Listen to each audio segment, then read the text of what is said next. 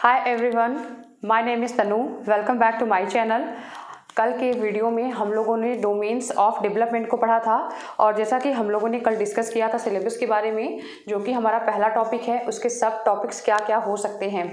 तो कल हम लोगों ने डोमेन्स ऑफ डेवलपमेंट को किया और आज की वीडियो में हम वृद्धि और विकास को करने वाले हैं।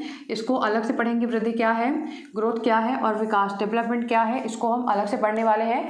फिर इन दोनों के बीच में अंतर को देखने वाले हैं। उसके बाद कल के वीडियो में हम विकास के सिद्धांत और विकास को प्रभावित करने वाले कारकों को पढ़ेंगे। उसके बाद हम विकास के चरण को कंप्लीट करेंगे। तो इस तरीके से हमारा पहला चैप्टर 2 दिन में कंप्लीट हो जाएगा। तो अब चलते हैं हम अपने आज के टॉपिक की तरफ। अब हम देखते हैं कि ग्रोथ की अवधारणा मतलब कि वृद्धि की अवधारणा को देखते हैं।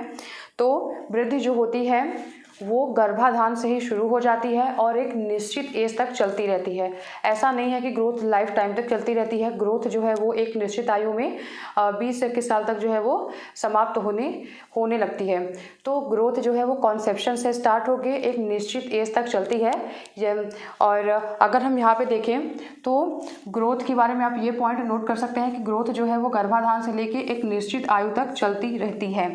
तो ग्रोथ में जो मेजर चेंजेस होते हैं वो बॉडी में आते हैं। जो भी फिजिकल चेंजेस होते हैं, जो भी शारीरिक परिवर्तन होते हैं, वो ग्रोथ के अंदर इंक्लूड किए जाते हैं।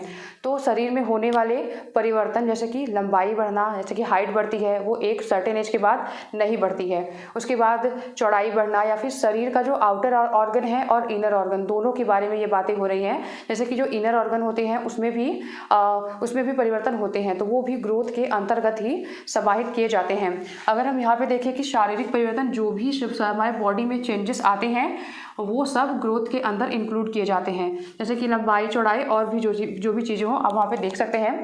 जैसे कि अगर हम अपने इनर ऑर्गन की बात करें तो कोई भी इनर ऑर्गन ले, अगर लीवर को ले लें तो उसके हम लंबाई को भी माप सकते हैं, चौड़ाई को भी माप सकते हैं और उसका वेट कितना है ये भी हम देख सकते हैं। उसके बाद जो है ये मूर्त अवधारणा है। ग्रोथ ऐसा नहीं है कि वो इनविजिबल होता है। ग्रोथ जो होता है वो विजिबल होता है, जिसे कि हम देख सकते हैं। उसके बाद जो है वो शारीरिक अंगों में होने वाला परिवर्तन ही ग्रोथ होता है। एक वर्ड में अगर आपको बोलना हो तो जो भी शारीरिक चेंजेस आते हैं, जो भी शारीरिक अंगों में परिवर्तन होता है वही ग्रोथ होता है। उसके बाद सबसे इम्पॉर्टेंट पॉइंट होता है ये कि संख्यात्मक और मात्रात्मक होता है। ये क्वेश्चन आपको डायरेक्टली पूछा जाता है कि ग्रोथ जो है वो संख्यात्मक और मात्रात्मक होता है या नहीं। तो वहाँ पे लिखना है हाँ, ये संख्यात्मक भी होता है और मात्रात्मक होता है। इसे हम संख्या में माप के निकाल सकते हैं।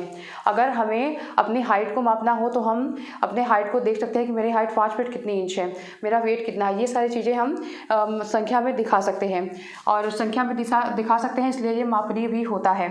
उसके बाद ये विकास का ही भाग है। ये कोई एक अलग अवधारणा नहीं है, बल्कि जैसे कि एक विकास जो है वो एक व्यापक अवधारणा है और ये वृद्धि जो है वो उसमें एक संकुचित अवधारणा है। तो ये डेवलपमेंट हो गया और ये ग्रोथ हो गया। ऐसा ये वेन डायग्राम आप इसके लिए बना सकते हैं। तो ये डेवलपमेंट का ही पार्ट जो होता है वो ग्रोथ होता है। तो ग्रोथ के बारे में आपको 4-5 बातें अच्छे से याद रखनी है, इतने में ही आपके क्वेश्चंस हो जाएंगे। और ये ग्रोथ जो होता है वो मापनीय होता है। ये किसने कहा है? सोरेनसन ने कहा है। ऐसा क्वेश्चन भी पूछ सकते हैं यूपी टेट में या फिर सुपर टेट में। ऐसे क्वेश्चन जो है पूछे जाते हैं कि इनके अकॉर्डिंग जो है वो ग्रोथ क्या है। तो आप लिख सकते हैं कि सोरेनसन के अकॉर्डिंग ग्रोथ जो होता है वो मापनीय होता है। तो आपको 5-6 पॉइंट यहाँ से पता चले कि ये गर्भाधान से ही शुरू हो जाता है और एक सर्टेन एज तक चलता रहता है, मतलब किशोरावस्था तक जो है ये चलता रहता है। उसके बाद ये शारीरिक परिवर्तन जो भी हमारे शरीर में चेंजेस आते हैं वो ग्रोथ में आते हैं। ये कॉन्क्रीट होता है और शारीरिक अंगों में जो भी परिवर्तन होते हैं वो भी ग्रोथ ही होता है। संख्यात्मक और मात्रात्मक होता है, ये मापनीय होता है सोरेनसन के अकॉर्डिंग। और उसके बाद ये विकास का ही भाग है। अब हम चलते हैं डेवलपमेंट की तरफ, मतलब विकास के कॉन्सेप्ट की तरफ हम आगे बढ़ते हैं। अब हम विकास की अवधारणा को देखते हैं। तो विकास जो होता है वो गर्भाधान से लेकर जीवन पर्यंत तक चलने वाली एक प्रक्रिया होती है। विकास जो होता है वो कॉन्सेप्शन से ही स्टार्ट हो जाता है और वो हमारे कब्र तक चलता ही रहता है। अगर हम विकास में देखें तो जो भी शारीरिक परिवर्तन होते हैं, जो भी हमारे संज्ञान में मतलब कि हमारे बुद्धि में जो भी परिवर्तन होते हैं और जो भी हमारे संवेगों में जो भी गुणात्मक परिवर्तन होते हैं, इन सब का जो योग होता है वो विकास कहा जाता है। तो जो भी हमारे बॉडी में परिवर्तन होते हैं, जो भी हमारे मेंटल प्रोसेस में परिवर्तन होते हैं, जो भी हमारे संवेगों में परिवर्तन होते हैं, इन सभी के योग को, इन सभी के एडिशन को जो है वो विकास कहा जाता है। तो विकास जो होता है वो जीवन पर्यंत तक चलने वाली एक प्रक्रिया है, ये कभी ना समाप्त होने वाली प्रक्रिया है, ये कॉन्टिन्यूअस प्रोसेस है जो कि सतत प्रक्रिया है, निरंतर चलने वाली प्रक्रिया है जो कि लाइफ टाइम तक चलती रहती है। तो ये इसकी एक विशेषता भी है। उसके बाद विकास जो होता है वो क्रमिक होता है, मतलब एक ऑर्डर में विकास होता है। जैसे कि मैं ये कहूँ कि जैसे कि हम लोगों ने बात किया पिछले वीडियो में कि विकास के 4 स्टेजेस होते हैं। जैसे कि बच्चा जो है वो पहले पैदा होने के बाद इन्फेंसी में रहता है, इन्फेंसी के मतलब कि शैशवावस्था में रहता है, उसके बाद वो चाइल्डहुड में जाता है मतलब कि बाल्यावस्था में जाता है, उसके बाद वो किशोरावस्था में जाता है। तो उसी तरीके से एक ऑर्डर में होता है, एक ऑर्डर में विकास होता है। तो जैसे कि इन्फेंसी हो गया, यहाँ पे ये चाइल्डहुड हो गया, उसके बाद ये किशोरावस्था हो गया, एडोलसेंस हो गया। तो इन्फेंसी पीरियड जब वो कंप्लीट करेगा तभी वो चाइल्डहुड में जाएगा। ऐसा नहीं है कि डायरेक्ट इन्फेंसी से वो एडोलसेंस में मतलब कि किशोरावस्था में चला जाए। तो विकास जो है वो एक क्रमिक प्रक्रिया होती है, चाहे वो इंडिया के बच्चे हो या फिर चाहे कहीं वर्ल्ड में कहीं के भी बच्चे हो, वो इन सब प्रोसेस से गुजरते ही हैं। पहले वो इन्फेंसी में ही पैदा होने के बाद वो इन्फेंसी में आएंगे, उसके बाद ये चाइल्डहुड में आएंगे, उसके बाद ही एडोलसेंस में जाएंगे। उसके बाद विकास जो है वो संशोधनीय है, मतलब कि विकास का मॉडिफिकेशन जो है वो हो सकता है। जहाँ पे चीज़ें सही नहीं हो रही हो वहाँ पे हम विकास में परिवर्तन कर सकते हैं। उसके बाद ये है कि विकास जो होती है वो एक जटिल प्रक्रिया है, विकास जो है वो एक कॉम्प्लेक्स प्रोसेस है, ये भी एक विकास का एक विशेषता होता है।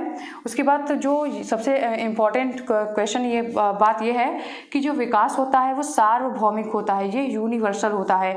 ऐसा नहीं है कि विकास का कॉन्सेप्ट इंडिया में अलग है और वर्ल्ड में कहीं अलग होगा।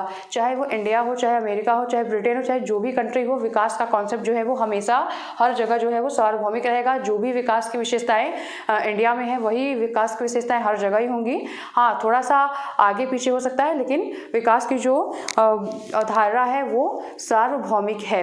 ये भी एक विकास की विशेषता में ही आता है। उसके बाद जो है प्रगतिशील परिवर्तन होते हैं। विकास जो होता है वो क्या होता है? प्रोग्रेसिव चेंजेस होते हैं। प्रोग्रेसिव चेंजेस का मतलब होता है कि किसी भी चीज़ की बेहतरी के लिए जो भी चेंजेस होते हैं वो प्रगतिशील चेंजेस या फिर प्रोग्रेसिव चेंजेस में आते हैं। तो विकास एक प्रोग्रेसिव चेंज है, मतलब कि एक प्रगतिशील परिवर्तन है। और सबसे मोस्ट इंपॉर्टेंट पॉइंट क्या है? विकास में जो है वो गुणात्मक परिवर्तन होते हैं। विकास जो होता है वो गुणात्मक होता है, ये मतलब कि क्वालिटेटिव चेंजेस आते हैं। जैसे कि हम लोगों ने बात किया था, जो ग्रोथ होता है उसमें क्वांटिटेटिव चेंजेस आते हैं, मतलब कि संख्यात्मक और मात्रात्मक परिवर्तन जो होते हैं वो ग्रोथ में आते हैं। ऐसा नहीं है कि वो इसमें नहीं होते हैं, वो इसमें होते हैं, क्योंकि विकास का पार्ट ही ग्रोथ होता है। विकास का जो एक पार्ट होता है वो ग्रोथ होता है। तो जो भी ग्रोथ की विशेषताएं हैं वो ऑटोमेटिक ही विकास की विशेषताओं में शामिल हो जाती हैं। लेकिन विकास से वृद्धि को अलग बनाने वाली विशेषताएं जो है वो यही हैं कि जो विकास होता है वो गुणात्मक होता है, वो क्वालिटेटिव होता है। ये ईजिली विजिबल नहीं होता, मतलब कि जो ग्रोथ होता है हम उसे आराम से देख सकते हैं कि उसकी हाइट बढ़ी, उसकी चौड़ाई बढ़ी, उसका साइज बढ़ा, ये हम देख सकते हैं। लेकिन हम ये प्रोग्रेसिव चेंजेस को देख नहीं पाते हैं। कई बार हम उसको देख पाते हैं, कई बार देख नहीं भी पाते हैं। तो ये गुणात्मक परिवर्तन ये होते हैं। तो विकास के बारे में हमने जितने भी पॉइंट्स पढ़े ये बहुत इंपॉर्टेंट पॉइंट्स हैं। जैसे कि विकास जो है वो शारीरिक, संज्ञानात्मक और संवेगात्मक, जो भी इन सब में जो भी प्रगतिशील परिवर्तन होते हैं वो विकास कहलाते हैं। और उसके बाद ये जीवन पर्यंत चलने वाली प्रक्रिया है। उसके बाद विकास जो है वो क्रम से होता है।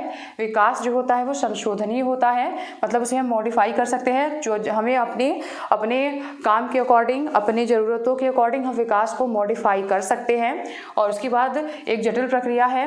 उसके बाद ये यूनिवर्सल है, मतलब ये हर जगह इसका कॉन्सेप्ट सेम रहता है और ये प्रगतिशील परिवर्तन है। उसके बाद विकास जो होता है वो गुणात्मक होता है। तो इन पॉइंट्स को हमें विकास के बारे में याद रखना है। अभी विकास के विशेषताएं, सिद्धांत, ये सब चीज़ें बची हुई हैं, लेकिन हमें पहले तो विकास के बारे में इतने बेसिक पॉइंट्स को लिख कर रखने हैं। अब आइए हम देखते हैं कि विकास और वृद्धि में क्या क्या अंतर है। चलिए अब हम देखते हैं कि वृद्धि और विकास में क्या अंतर होता है। तो यहाँ पे हम देखते हैं कि वृद्धि में क्या पॉइंट्स आते हैं, विकास में क्या पॉइंट्स आते हैं और ऐसे कौन से पॉइंट्स हैं जो दोनों को अलग बनाते हैं। तो अगर हम वृद्धि को देखें तो वृद्धि जो है वो एक छोटी अवधारणा है विकास का। ये तो हम लोगों ने देखा, ये डेवलपमेंट हो गया और ये ग्रोथ हो गया। तो डेवलपमेंट के अंदर ही ग्रोथ समाहित है। तो जो वृद्धि होता है उसमें सिर्फ और सिर्फ फिजिकल चेंजेस आती हैं, मतलब कि शारीरिक परिवर्तन आते हैं। जो भी शरीर में परिवर्तन होते हैं उन्हें सिर्फ उन्हें ही वृद्धि के अंतर्गत रखा जाता है। लेकिन जो विकास होता है, विकास में क्या होता है कि इसमें शारीरिक परिवर्तन भी आते हैं, उसके बाद संज्ञानात्मक परिवर्तन भी आते हैं, व्यवहारिक परिवर्तन को भी शामिल किया जाता है, सामाजिक परिवर्तनों को भी और संवेगात्मक परिवर्तनों को भी। सारे परिवर्तन मतलब जितने भी एस्पेक्ट हो सकते हैं डेवलपमेंट के, उन सारे एस्पेक्ट में जो भी प्रोग्रेसिव चेंजेस होते हैं, जो भी क्वालिटेटिव मतलब कि गुणात्मक परिवर्तन होते हैं, उन सभी के योग को विकास की संज्ञा दी जाती है। तो मतलब ये एक बहुत बड़ी अवधारणा है जिसमें कि शारीरिक परिवर्तन शामिल है ही। ऐसा नहीं है कि डेवलपमेंट में शारीरिक परिवर्तन शामिल नहीं है, उसमें शारीरिक परिवर्तन भी शामिल है, लेकिन उसके साथ साथ संज्ञान मतलब कि हमारे मन, बुद्धि, व्यवहार में, हमारे सामाजिक रूप से हम कैसा एक्ट करते हैं, उसके बाद हमारे संवेगों में, हमारे इमोशन में जो भी परिवर्तन होते हैं, जो भी प्रोग्रेसिव चेंज होते हैं, वो सब जो है वो डेवलपमेंट में समाहित रहेंगे। उसके बाद अगर हम देखें कि वृद्धि जो होती है उसे मापनीय होती है। हम हाइट माप सकते हैं, हम साइज माप सकते हैं और हम वेट माप सकते हैं। तो ये सब जो वृद्धि होती है, जो शरीर में हमारी वृद्धि होती है, जो भी परिवर्तन होते हैं उन्हें हम माप सकते हैं, तो ये मापनीय होती है। लेकिन जो विकास होता है वो मापनीय नहीं होता, विकास जो है वो मापनीय नहीं होता, इसलिए मैंने यहाँ पे क्रॉस का लगाया है कि विकास जो है वो मापनीय नहीं होता है। उसके बाद थर्ड पॉइंट है कि निश्चित आयु तक चलता है।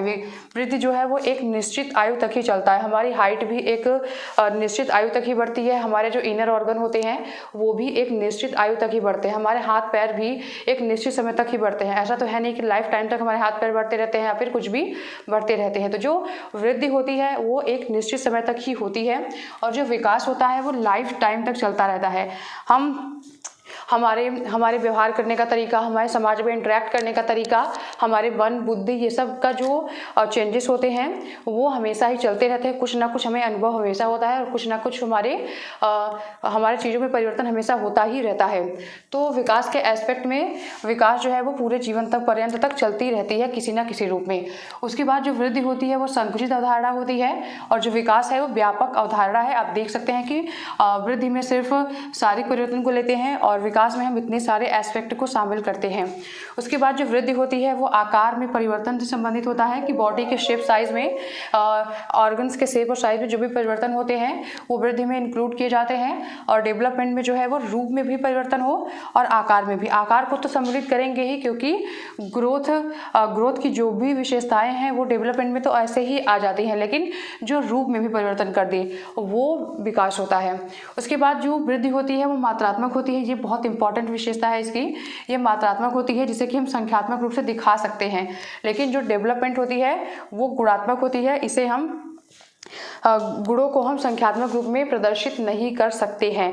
तो इस तरीके से आप वृद्धि और विकास में अंतर को देख सकते हैं। यही बहुत इंपॉर्टेंट जो भी पॉइंट्स हैं, जो भी इसके अंतर है वो यही हैं। और बहुत सारे पॉइंट्स हो सकते हैं, लेकिन इतने पॉइंट्स से आपको क्वेश्चन एग्जाम में देखने को मिल जाएंगे। और सुपर टेट में या फिर यूपी टेट में और या फिर सी टेट में, ये तीनों ही एग्ज़ाम में और जितने भी टीचिंग के एग्ज़ाम होते हैं वहाँ पर इस चैप्टर से क्वेश्चन जो है वो ज़रूर से ज़रूर आते हैं, चाहे वो फैक्ट की फॉर्म में आए, चाहे वो समझ के रूप में आए, लेकिन ये क्वेश्चन से, इस टॉपिक से क्वेश्चन जरूर ही आते हैं। तो आज के लिए इतना ही। अगर आपको हमारे चैनल के कंटेंट पसंद आ रहे हो तो आप हमारे चैनल को सब्सक्राइब करें, हमारे वीडियोस को लाइक करें और अगर आपका कोई भी सुझाव हो तो कमेंट बॉक्स में लिखना ना भूलें। Thank you so much.